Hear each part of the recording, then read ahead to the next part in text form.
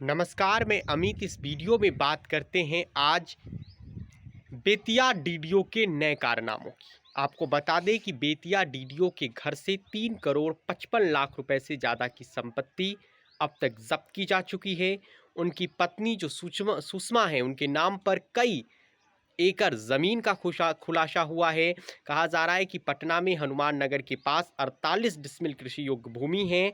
इसके अलावा उनकी पत्नी के पास 1 किलो 300 ग्राम सोना, 27 किलो चांदी, उनके पत्नी के नाम पर एक एफडी निवेश जैसी कई सारी चीज़ें हैं, ऐसा कहा गया है। इसके अलावा आपको बता दें कि बेतिया डीडीओ के समस्तीपुर, मधुबनी, बेतिया, पटना जैसे कई ठिकानों पर अभी भी छापेमारी जारी है। स्पेशल विजिलेंस की टीम अभी भी छापेमारी करके उनके यहाँ से संपत्तियों की जानकारी जुटा रहा है। अब एक नया एंगल ये आया है कि वे शिक्षकों को हाजिरी बनाने में उनका शोषण करते थे और 25 से 30,000 50,000 रुपये वह प्रति शिक्षक हाजिरी बनाने के एवज में उनका शोषण करके लेते थे, ऐसा भी आरोप लग रहा है। इसके अलावा निजी स्कूल से भी हज़ारों व लाखों की संख्या में फीस वसूलते थे। आपको बता दें कि अब एक नया आरोप रजनीकांत प्रवीण पर लगा है कि रजनीकांत प्रवीण जो डीडीओ हैं, वे प्रवचन भी देते थे और बेतिया जहां वह डीडीओ थे, इससे पहले वो अलग अलग कई ज़िलों में डीडीओ रह चुके हैं।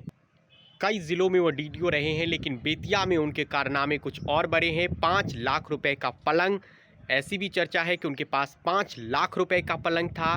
इसके अलावा वो मिठाई की दुकान एक पार्टनरशिप पर चलाते थे। ज्योतिष केंद्र का भी खुलासा हुआ कि ज्योतिष केंद्र भी वो चलाते थे, लेकिन अब एक और बड़ा खुलासा उन पर हुआ है और हुआ ये है कि बेतिया के चनपटिया प्रखंड में एक गाँव में वह एक महायज्ञ भी आयोजित करवाते थे और इसके ज़रिए, महायज्ञ के ज़रिए वे लोगों को प्रवचन देते थे और लोगों को जानकारी देते थे और लोगों को अपनी ओर खींचते थे।